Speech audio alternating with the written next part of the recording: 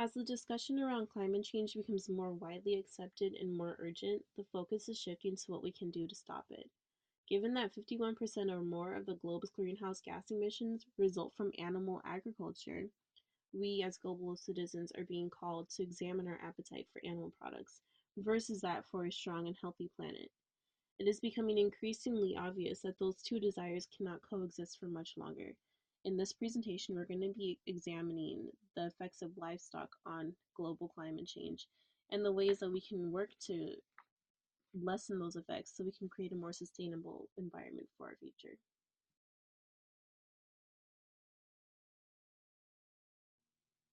So some things we're going to cover for the background information is what is livestock production. We're going to talk about what climate change is and how the two relate with one another.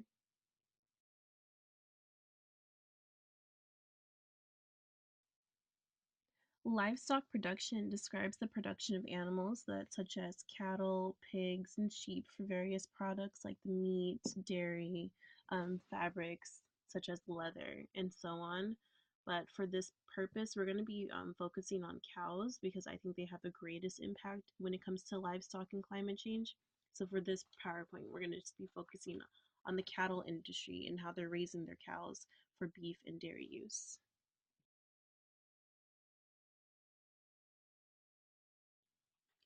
Another thing I would also like to distinguish is the difference between factory farms and family farms. Factory farms are the production of livestock on a very large national scale, and the effects of livestock production on like small family farms usually aren't nearly as bad as the effects from large family factory farms. So for this reason, and in this video, we're going to be focusing mainly on factory farms since they have the greater impact when it comes to climate change and the effects of livestock on climate change. The shift to industrial agriculture and recent scientific developments relating to genetic modifications, antibiotics, and growth hormones have created a perfect storm for mass produced animal products. Where we once could raise 50 cattle for slaughter, we can now raise 5,000 that are larger. This means that meat is more readily available at a lower price, which drives up the consumption beyond what is medically necessary to maintain a balanced and nutritious diet. Here I have an image of what a cattle factory farm looks like. As you can see, they're taking up so much land to raise these cows for the beef and dairy industry, and lots of problems can arise when livestock production is on such a huge scale as it is.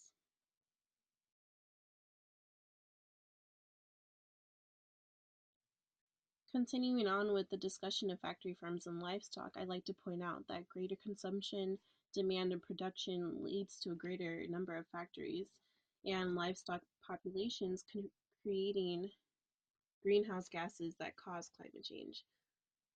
Additionally, it means that more land than previously held producers must be cleared for factories and farms to be built, which raises another issue that a lot of the land, green land that we need to sustain our own selves is going to go towards sustaining these cows that are going to be feeding people just for products they don't even really need in general.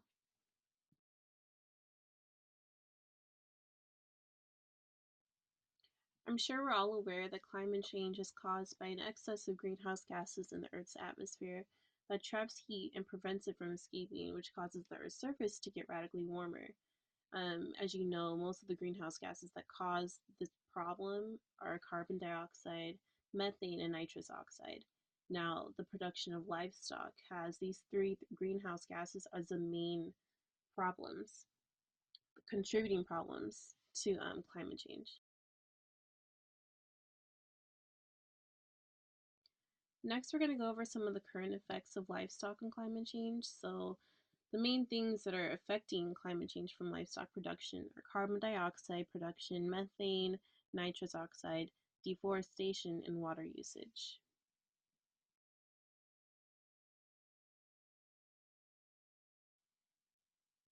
According to PETA, producing just 1 calorie of protein from meat requires about 8.5 times as much fossil fuel as does producing 1 calorie of protein from grain. Now, livestock must be fed huge amounts of water and grain, and then they are killed, at which point their flesh has to be processed and transported and stored.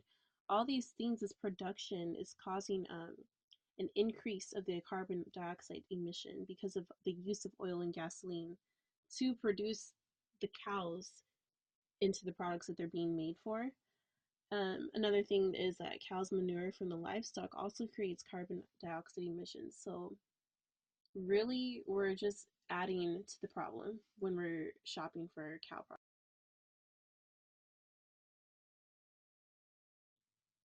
Mass quantities of cattle create about one-third of the globe's methane emissions through their digestion and later through the process of waste that store their feces in factory settings. Methane's impact on climate change over the course of a 100-year period is about 2.5 times that of carbon dioxide, according to the EPA.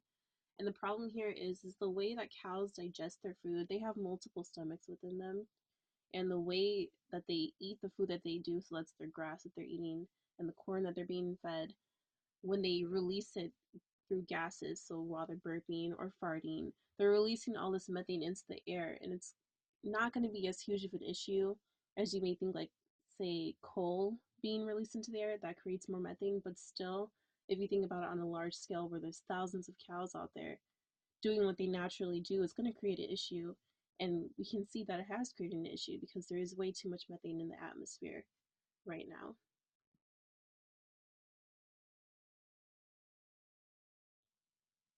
Now, nitrous oxide is released into the atmosphere when livestock waste breaks down. Additionally, nitrous oxide is released by nitrogen based fertilizers used to grow the grain fed to the livestock. So, the issue here is in the way that we're feeding the livestock and then the way that the waste, so the manure that comes from the livestock, is being broken down. And nitrous oxide is about 300 times more impactful on climate change than carbon dioxide is. So in this case, it's just creating more and more to the problem and making it a bigger issue than it really needs to be.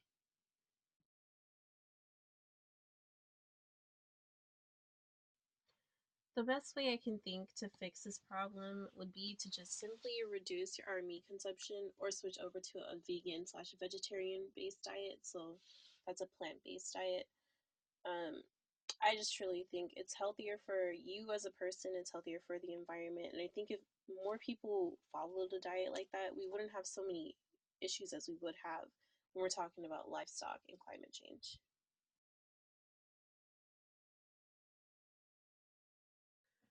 The population's demand for meat has created a vast meat industry that's under immense pressure to produce, which eventually leads to the aforementioned environmentally degrading practices.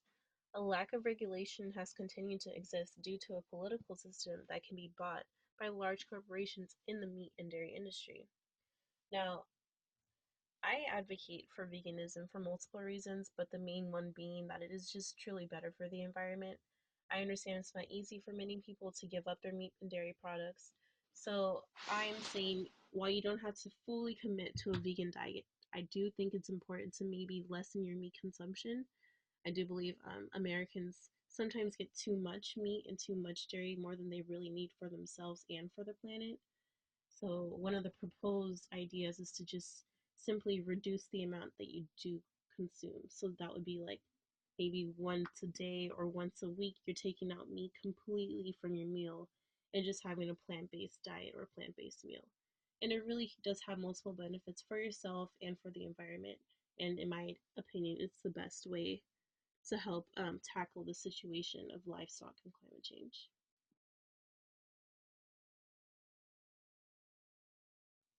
The main problem for the solution I just mentioned would be an unwillingness from people to switch to a plant based diet or lower their meat consumption.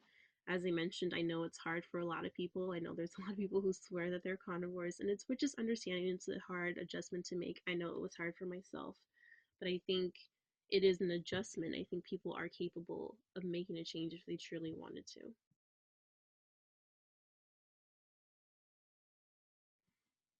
Yes, people are afraid of change, but I do think change is important, and I think people are able to get over their fears. And if people are just more open to considering being more plant based, it will be very, very good for our environment in multiple ways.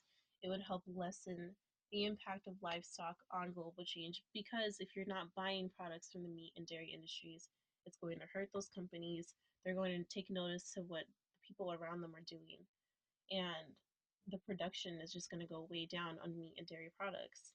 It's just a cause and effect. So I believe that if people really wanted to make a change and help the environment in a way that it's easy for them, they should try a plant-based diet, reducing their meat consumptions, or just taking it into account at least in their daily meals and daily lives.